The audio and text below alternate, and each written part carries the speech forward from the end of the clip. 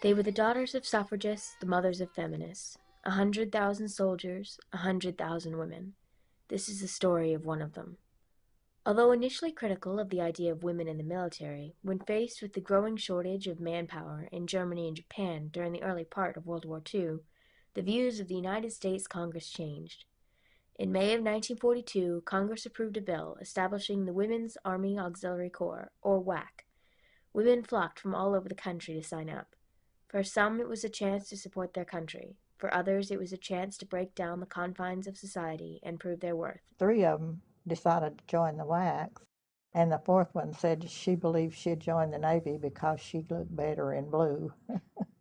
For whatever reason, one of these recruits was a young woman from Bald Knob, Arkansas, Ruth Blanton. Born on August 13, 1911, Ruth was destined to become a leader of a generation. The feelings that had first delayed the creation of the WAC did not vanish with Congress passing the bill.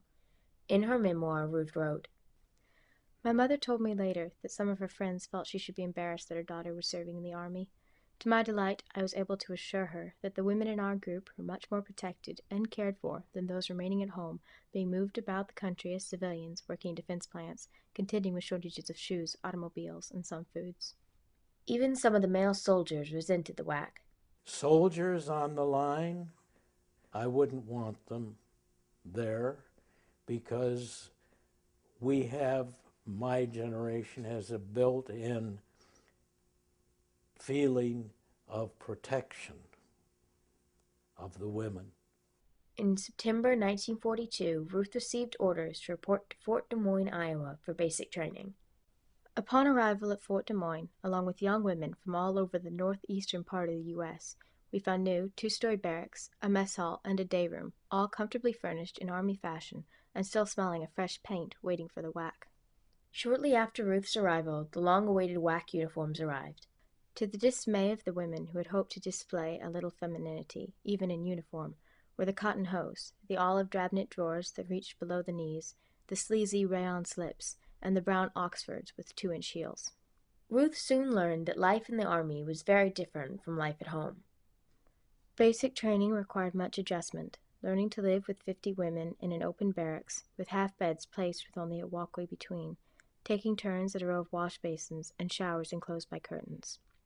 2 close-ordered drill periods a day, an exercise period, and classes on everything from personal hygiene to military law was the routine. At the end of basic training, Ruth's company was broken up. Some women went to train as mechanics, cooks, or accountants. Ruth was assigned to Army Administration School. She was moved into the city of Des Moines and spent most of her time in classes. The WAC was not technically part of the U.S. Army. Officially, Ruth and her fellow sisters-in-arms were considered civilians working with the Army, not in the Army. This changed in 1943 after 60,000 women volunteered. In July of 1943, a congressional bill renamed the Women's Army Auxiliary Corps the Women's Army Corps, keeping the same acronym, and the women were given official military status with the same privileges as their male counterparts. The women were given a chance to return to civilian life before being officially sworn in. Most of the women in our company chose to remain. The idea of quitting before the job was done was unthinkable. Some had found it difficult to adjust to regimentation or had been assigned to jobs which they felt were too menial and so took discharges and left.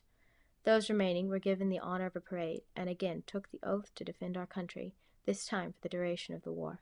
Ruth was offered a position to attend officer training, but declined, hoping for an opportunity to go overseas. She got her wish in late January of 1944. She was to be one of the approximately 8,300 WACs that served overseas during World War II.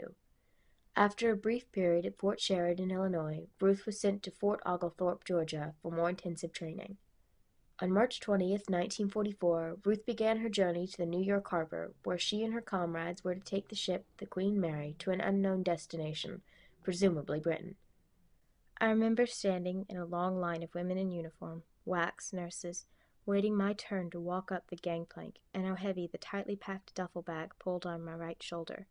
The hustle and bustle of loading that great ocean liner, now a troop ship, was a scene I shall never forget. 5 days after setting sail, the Queen Mary docked in Scotland. From there, the WACs were transported to London by train. They were given a strict lecture on the consequences of loose talk and the importance of secrecy. No cameras or diaries were allowed, and their letters home would be censored.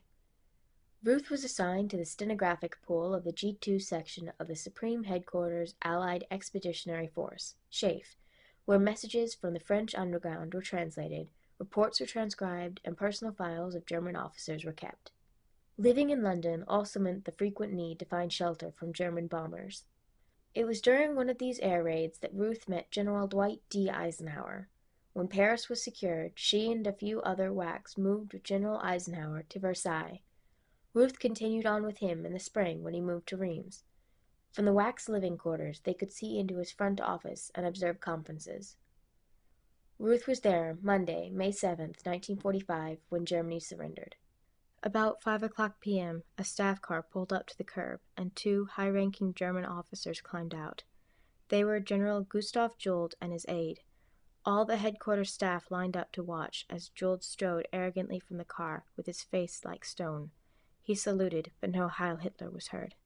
The telegram dictated by General Eisenhower that night simply read, "The mission of this Allied force was fulfilled at 0241 local time, May 7, 1945. Within a few days of this event, Ruth's section was airlifted to Frankfurt, Germany. Ruth took notes as several of the German high command, now prisoners of war, were questioned. Soon Ruth was to hear more good news as President Truman issued the orders to drop the atomic bombs in Japan. The news of the Japanese surrender had reached headquarters, and bedlam broke loose. The gloom had turned to ecstasy. I remember being carried by happy soldiers for half a block before my feet reached the ground. When Berlin was divided into 4 sectors, Ruth was included in the group that was to organize a military government there. She was transferred from SHAEF into the Office of Military Government, United States. Here she also parted ways with General Eisenhower. Berlin was still in chaos, being divided into sectors. We were restricted to the American sector for the first few weeks, but later allowed to ride the streetcars into the French and English sectors. The Russians frowned on their sector being checked out. They had guards placed at the streets leading in. Ruth received orders to return home on the Queen Mary. From New York, she traveled back to Fort Des Moines, Iowa, where she was given an honorable discharge on October 21, 1945. The southbound train from the separation center at Fort Des Moines seemed to travel so slowly. At several stations along the way, we said more goodbyes. I left the train at Bald Knob. Ruth and her fellow WACs led the way for women both in the military and the workplace. They were the first women to serve their country in more than just a nursing capacity, and the skills and habits taught to them by the Army made them valuable assets to the workforce. Thanks to their example, there were 200,000 women on active duty as of 2007, and women are gaining equality in the workplace. With their strength, determination, and valor, they proved to the world that women could fight for what they believed in, just as surely as any man.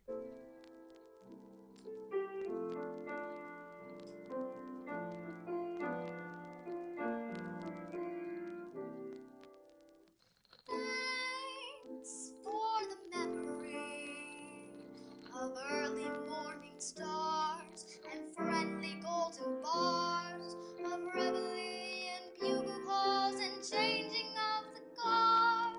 Oh, thank you so much, and thanks for the memory of parading on the green, and by generals we were seen, of column left, eyes right, forward march, the guide is right. Oh, thank you so much.